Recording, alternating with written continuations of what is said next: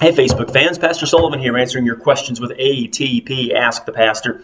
Today someone asks, Dear Pastor, why do you chant in the divine service? Well, the answer is pretty simple. Chanting has just always been a part of the worship of the church. Go back to 1 Chronicles and read through that.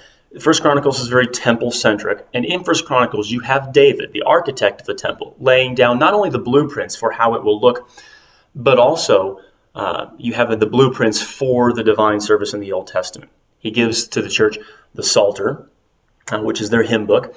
He also gives to them the ordering of the Levites, certain divisions of the Levites, which are the liturgical leaders, and then also certain instruments and certain tunes to be played for certain psalms and certain types of psalms. So David ordains all of this by divine inspiration. So this is how God commanded them to worship at the temple at the time of David in the Old Testament.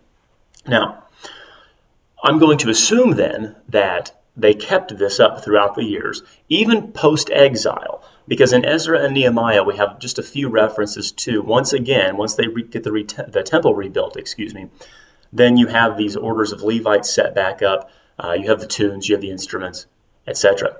So there's no reason to think that this temple worship would have changed by the time of Christ and the apostles and the early church. So the early church assumed the chant tones, assumed the worship of the temple and of the synagogue, because there would have been no need to have changed it. So that's where it comes from, really. The other part of it, the more of the why reason, from the practical point of view, is what chanting, or plain song chanting specifically, does. Chant isn't about the music, it's about the words.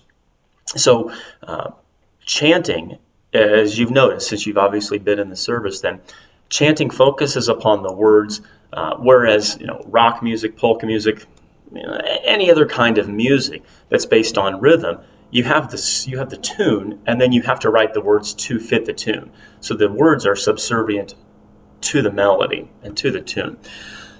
Whereas with plain song chanting, the words are the important thing, and the music is dictated by the ordering of the words and by the stress of the syllables in the words, by the theology of the words as well, and the poetry of that. That's why we use it, because in the church, at least in the true church, we're not there for the sake of the music. Music is not the thing that saves us. Music is not a means of grace. Music is not a way that the Holy Spirit is going to work to convert and save men's souls. I can't tell you how many times people go to a church and say, oh, the music was really moving. Well, that's great, but what were the words about?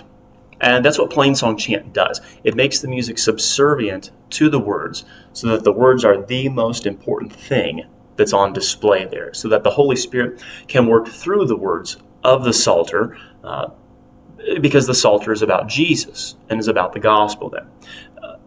So really, in a nutshell, that's the history of chant, why we do it, because David ordained it by the inspiration of God, and that carried through the ages.